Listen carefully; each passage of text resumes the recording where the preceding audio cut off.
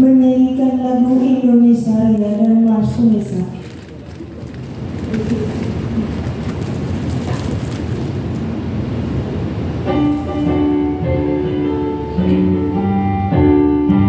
Indonesia tanah airku, tumpah darahku, di sanalah ku berdiri, jadi pandu ibuku.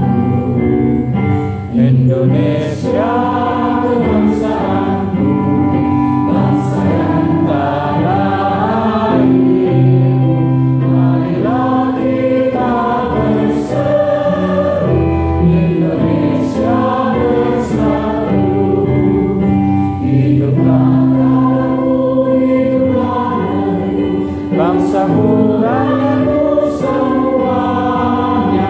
Bangunlah jiwanya, bangunlah badannya, untuk Indonesia Raya. Indonesia yang merdeka, merdeka, tanahku, negeriku yang ku cinta.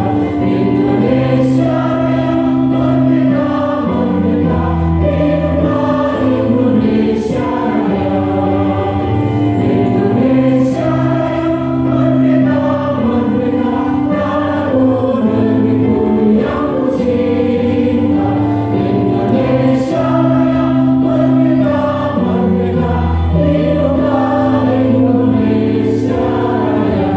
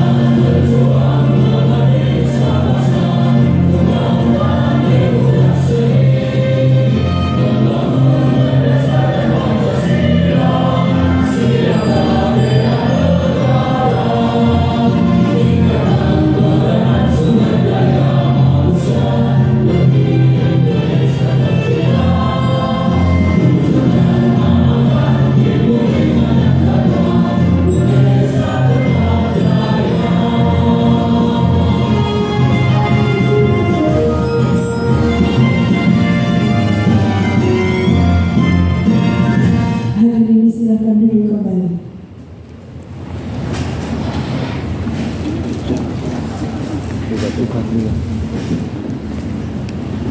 Wakil Dekan 2 Fakultas Bahasa dan Seni selaku Ketua Dewan Penguji membuka ujian disertasi terbuka. Dengan mengucapkan Bismillahirrahmanirrahim, ujian disertasi terbuka Universitas Negeri Surabaya kami nyatakan dibuka. Promovenda atas nama Mandulisi MPD dimohon menepati tempat yang telah ditentukan.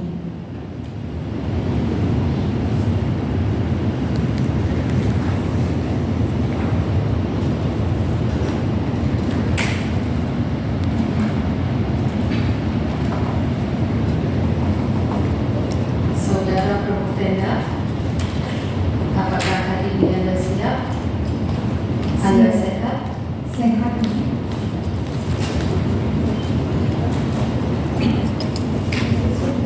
Bapak dan Ibu sekalian yang saya hormati, hari ini Universitas Negeri Surabaya melaksanakan ujian terbuka program S3 dengan Promovenda Saudara Martinezit MPD.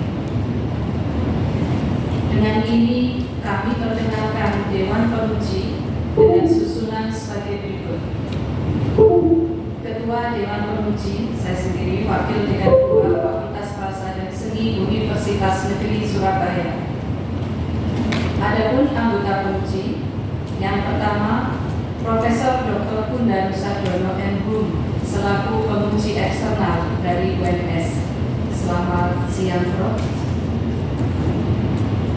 Yang kedua, Dr. Nitawati MPD selaku pemuji internal. Selamat siang, Prof. Berikutnya, Dr. Syamsul Sotik selaku pemuji internal juga. Selamat siang, Pak Syamsul. Yang keempat, Dr. Suhartono MPD selaku Koor Prodi S3 PBS sekaligus pemuji. Selamat siang, Pak Dr.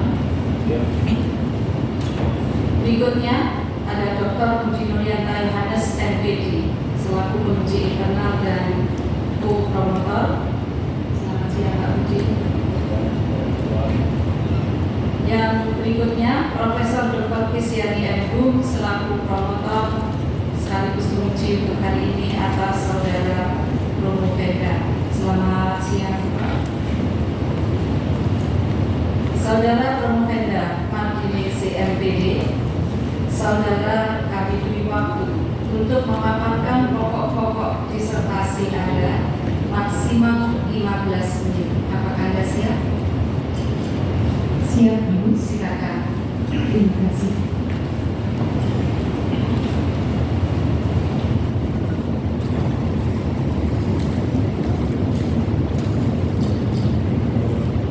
Bismillahirrahmanirrahim. Assalamualaikum warahmatullahi wabarakatuh. Waalaikumsalam warahmatullahi wabarakatuh. Selamat pagi, salam sejahtera untuk kita semuanya. Yang terhormat Ketua Dewan Pemuji Ibu Dr. Heni Subadiah M.Hum, anggota pemuji Bapak Profesor Dr. Kundarus Sadono M.Hum, Ibu Dr. Nitawati MPD, Bapak Dr. Syamsul Sodik MPD, yang saya hormati Bapak Koor Prodi Bapak Dr. Suhartono MPD, Ibu Promotor Ibu Profesor Dr. Kristiani M.Hum, Co-Promotor Bapak Dr. Budi Nuryanto Yohanes MPD.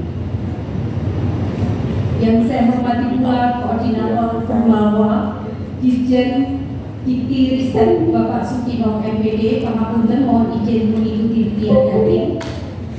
Bapak Ketua PPLPP PGRI Pasuruan Bapak Dr. Haji Sugeng Prajipto MPD beserta jajaran, Bapak Rektor Universitas PGRI Wiranegara Bapak Dr. Haji Daryono MPD beserta jajaran, Bapak Kapokja Sekolah Penggerak BPGP Jatim Bapak Puji, selamat datang. Bapak Ibu tamu undangan dari perguruan tinggi, dari UB, dari Adibuana dan rekan-rekan yang berbahagia yang berkenan hadir pada ujian disertasi terbuka hari ini Selasa 19 Maret 2024. Semoga keberkahan terlimpahkan untuk kita semuanya. Amin ya robbal alamin.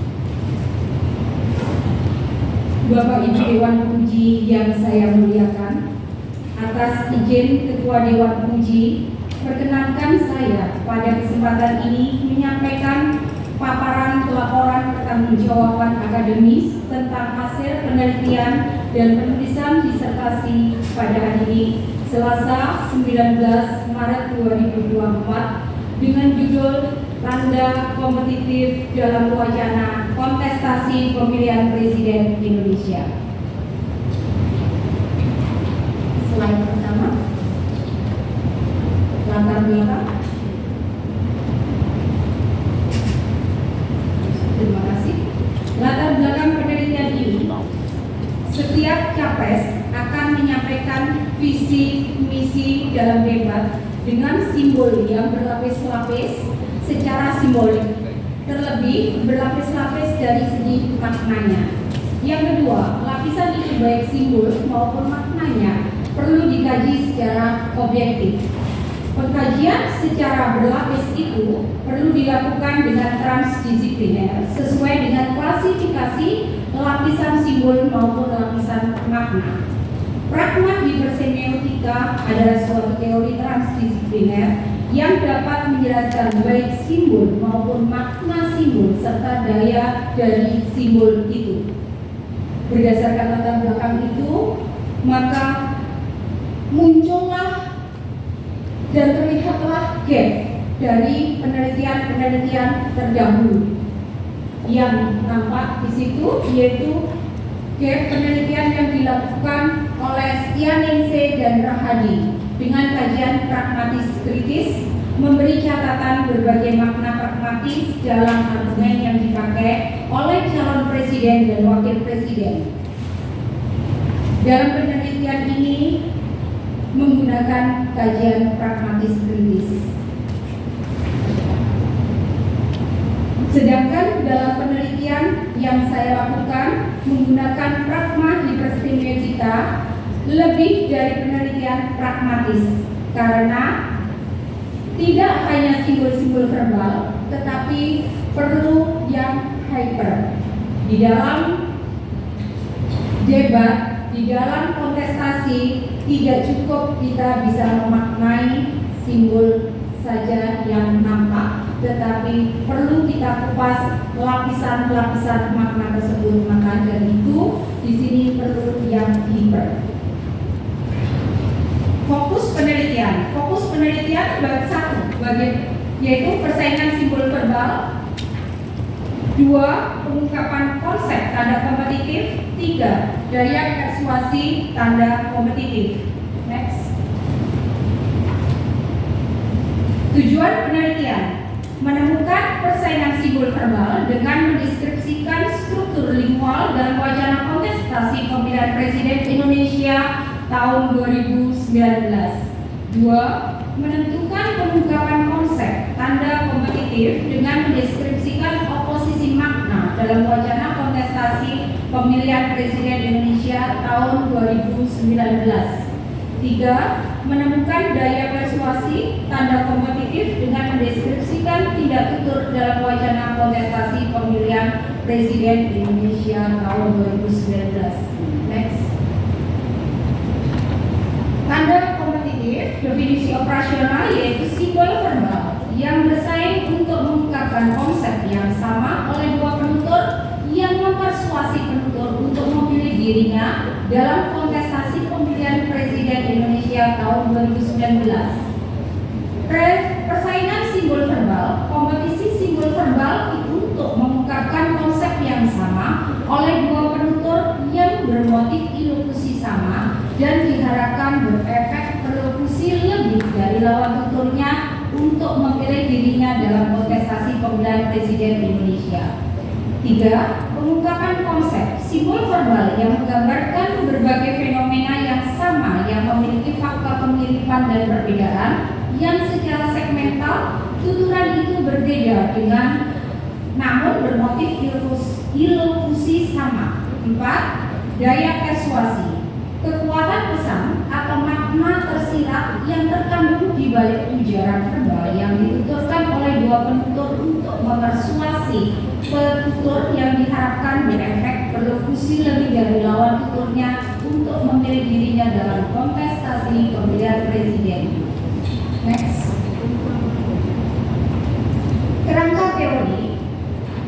Kerangka teoritis penelitian ini mendasarkan pada teori-teori pragmatis, semiotika, dan hipersemiotika. Pada teori pragmatik digunakan teori yang berkaitan dengan tidak tutur, kemudian ada implikatur, praanggapan, dan dieksis. Tidak tutur ini akan menganalisis daya perlokusinya. Sedangkan dalam semiotika digunakan yang berkaitan dengan simbol verbal, relasi oposisi yang nanti akan lebih berfokus dalam menjelaskan persaingan simbol verbal. Hipersemiotika, dalam semiotika itu digunakan yang berkaitan dengan simbol verbal, dan digunakan konsep-konsep yang berkaitan dengan yang pertama adalah elemen-elemen tanda yang melampaui. Dua, perubahan dan transformasi hipersemiotik. Yang ketiga adalah lintas budaya yang akan berkontribusi untuk menjelaskan pengungkapan konsep tanda kompetitif juga. Unsur-unsur dalam ketiga ini, semuanya ini berelasi sebagaimana yang dijelaskan dengan garis-garis yang saling hubung dua arah panah tersebut yang ada pada gambar.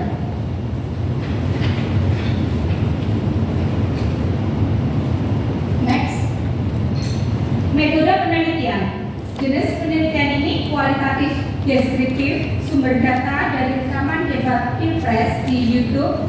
Subjek penelitian adalah tuturan capres, teknik pengumpulan data dengan simak bebas libat cakap, teknik catat dan dokumentasi, instrumen pengumpulan data oleh peneliti dan menggunakan bantuan kartu data, teknik analisis data dengan menggunakan pragmatik fungsional. Next, analisis penelitian. Dengan judul penelitian tanda kompetitif dalam wacana kontestasi ditentukan fokus penelitian. Selanjutnya, untuk mendapatkan data ketiga fokus tersebut bersumber dari video rekaman. Yang selanjutnya dilakukan pengumpulan data, kemudian data didokumentasikan dalam kartu data berdasarkan klasifikasi jenis data dengan menggunakan bantuan aplikasi NVivo.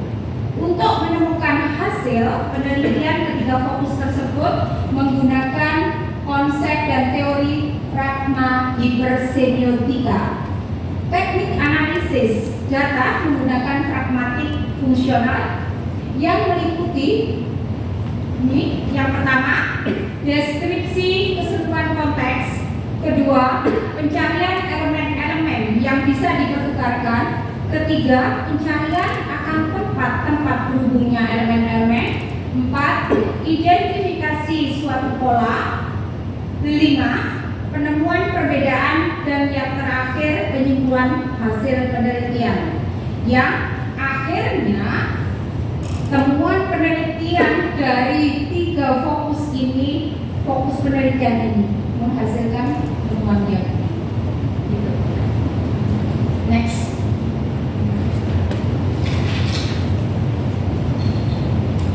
Untuk temuan fokus 1, persaingan simbol verbal. Ada 7 persaingan simbol verbal, yaitu persaingan kategori kata vs kata, kata vs klausa, frasa vs frasa, klausa vs klausa, kalimat vs frasa, klausa vs klausa.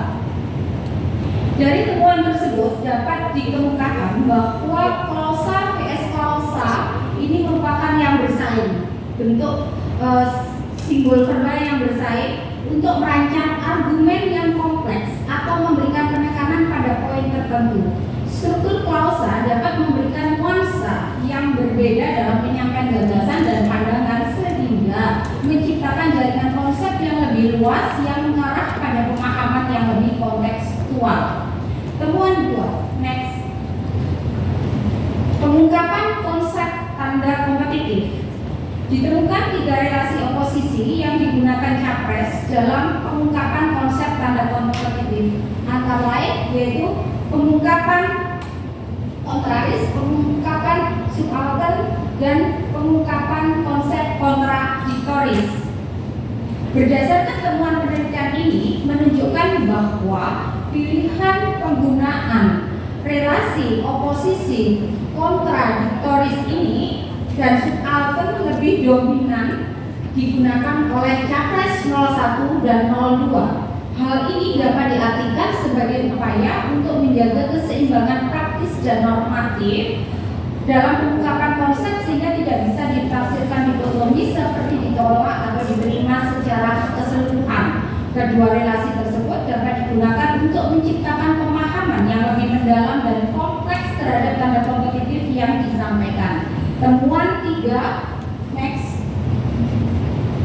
Daya persuasi tanda kompetitif. Ditemukan tidak tutur asertif, komisif, dan direktif. Kombinasi tidak tutur asertif dan komisif tidak hanya memperkuat daya persuasi capres, tetapi juga mencerminkan strategi komunikasi yang diadaptasi untuk memenangkan dukungan pemilih dengan menekankan nilai-nilai komitmen dan janji nyata. Next. Pembahasan. Persaingan simbol verbal dalam konteks debat mencerminkan keahlian penutur dalam memilih dan menyusun unit-unit bahasa untuk mencapai tujuan tertentu dengan memperhatikan pada pemahaman yang lebih kontekstual dan mendalam. Sejalan dengan teori hiperrealitas Chen Tao-Gerard bahwa konsep hiperrealitas yang menyoroti fenomena di mana representasi menjadi lebih penting dari kenyataan itu sendiri, sehingga penggunaan prosa-prosa yang lebih bersaing untuk merancang argumen yang kompleks atau memberikan penekanan pada poin tertentu. Struktur prosa dapat memberikan nuansa yang berbeda dalam menyampaikan gagasan atau pandangan, sehingga menciptakan jaringan konsep dan makna yang lebih luas yang mengarah pada pemahaman yang lebih kontekstual dan mendalam. Namun hal ini, temuan ini kontras berantitesis dengan teori relevansi yang menekankan prinsip bahwa komunikasi manusia itu cenderung pada upaya menyampaikan informasi yang relevan yang meminimalkan usaha pemrosesan, menunjukkan bahwa penggunaan kategori kata dalam debat dapat lebih mendukung komunikasi yang efektif dan dapat membantu pembicara untuk mencapai tujuan mereka dalam menyampaikan argumen dengan jelas, cepat, dan mempengaruhi. Pembahasan yang kedua, penggunaan relasi oposisi yang memperhatikan kesantunan menciptakan dialog yang lebih terbuka dan membangun hubungan yang positif. Hal tersebut kontras dengan teori polarisasi politik yang dikembangkan oleh Piketty dan situasi politik di mana retorik polarisasi digunakan untuk membedakan antara kita dan mereka dan menekankan perbedaan-perbedaan dalam pandangan atau kebijakan. Yang ketiga, komitmen merupakan hal pokok untuk membangun kepercayaan publik dalam upaya mempersuasi calon pemilih karena banyak disampaikan secara asertif sebagai penegasan dan komisi sebagai janji. Konsistensi merupakan kunci utama dalam meraih kesuksesan karena dapat dijadikan motif yang sangat kuat dalam mencapai suatu tujuan memenangkan hati pemilih dengan mempertimbangkan konteks demografis pemilih. Dalam temuan penelitian ini, berbeda atau antitesis dengan perspektif Richard Patty yang menekankan pada bagaimana pesan-pesan itu dipengaruhi pemilih melalui dua jalur, yaitu yang diproses menekankan pada pusat dan jalur. Simpulan penelitian ini, persaingan simbol verbal kategori klausa vs klausa dominan digunakan penutur. Pemilihan simbol verbal oleh masing-masing capres mencerminkan pendekatan komunikatif yang berbeda dalam upaya memenangkan dukungan pemilih. Simpulan kedua, pengungkapan konsep oleh masing-masing capres dominan menggunakan relasi oposisi kontradiktoris dan subaltern, sementara relasi oposisi kontraris minim digunakan. Capres memilih strategi untuk menyajikan konsep secara nuansatif, menghindari penyajian yang terlalu tajam dan memberikan ruang bagi interpretasi yang kontekstual. Simpulan ketiga, gaya persuasi tanda kompetitif yang dominan digunakan capres 01 dan 02 melibatkan aspek asertif dan komisif. Sebaliknya, aspek direktif minim digunakan oleh capres. Strategi komunikasi yang diadaptasi untuk memenangkan dukungan pemilih dengan menekankan nilai-nilai komitmen dan janji nyata. Next, saran. Dari hasil penelitian ini, maka saran yang bisa disampaikan yaitu para dosen. Hasil penelitian ini dapat dijadikan pertimbangan untuk memperkaya khasanah materi perkuliahan, utamanya bidang pragmatik dan semiotik. Dapat diperkenalkan kepada mahasiswa pola dan strategi penggunaan simbol verbal dalam komunikasi politik sehingga akan mendapatkan pemahaman tentang bagaimana bahasa digunakan untuk membentuk opini publik, membekali persepsi dan merancang narasi politik. Yang kedua, bagi para peneliti, hasil penelitian ini dapat dijadikan referensi pengembangan teori komunikasi politik dan metode penelitian pragmatik bersemiotika yang dapat menciptakan basis untuk penelitian lanjutan di bidang ini. Ketiga, bagi pemerhati bahasa, pemerhati ilmu komunikasi, dan praktisi politik, hasil penelitian ini dapat dijadikan pertimbangan untuk memperkaya khasanah penggunaan bahasa untuk membentuk opini publik, mempengaruhi persepsi, dan merancang narasi politik. Implikasi dari penelitian ini, implikasi teoritis, kajian pragmatik menunjukkan relevansi dan aplikasi kajian pragma hipersemiotika dalam konteks politik, khususnya memahami simbol-simbol verbal dan makna-makna yang dihasilkan oleh bahasa politik. Aplikasi pragma hipersemiotika dalam analisis politik yang mengintegrasikan pendekatan pragma hipersemiotika dengan analisis politik untuk memahami yang mendalam bagaimana tanda-tanda kompetitif diartikan dan diterjemahkan dalam wacana politik. Pengaruh bahasa terhadap pemahaman kontekstual menunjukkan bahwa penggunaan tanda kompetitif khususnya klausa dapat memberikan nuansa dan pemahaman yang lebih kontekstual dan mendalam, menekankan pentingnya struktur bahasa dalam menyampaikan gagasan pandangan yang kompleks. Yang terakhir, pengaruh bahasa terhadap identitas kandidat menunjukkan bahwa pemilihan simbol verbal dapat memiliki dampak signifikan pada persepsi publik terhadap kandidat capres. Implikasi praktis memperkaya bahan materi pembelajaran dan meningkatkan pemahaman mahasiswa peserta pembelajaran tentang komunikasi politik, pragma hipersemiotika, dan strategi kampanye. 2. Mempengaruhi cara praktisi komunikasi politik untuk merancang strategi merespon perubahan opini publik dan berinteraksi dengan pemilih. Di dalam pembelajaran, implikasi praktis bisa diterapkan di berbagai mata pelajaran, membaca, keterampilan berbicara, dan seterusnya. Novelty dari penelitian ini yang pertama yaitu pengkajian simbol yang melewati atau hyperbatas simbol didasarkan pada konteks dan konteks. 2.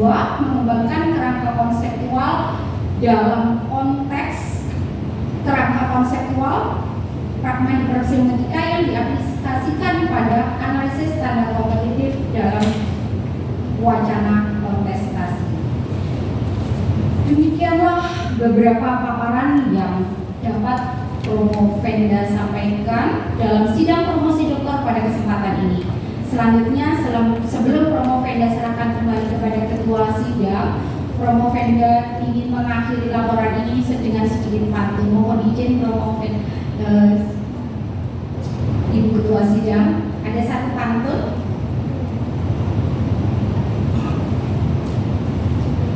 Duduk di pantai sambil memandang lautan. Bersiap nelayan sambil menjala ikan.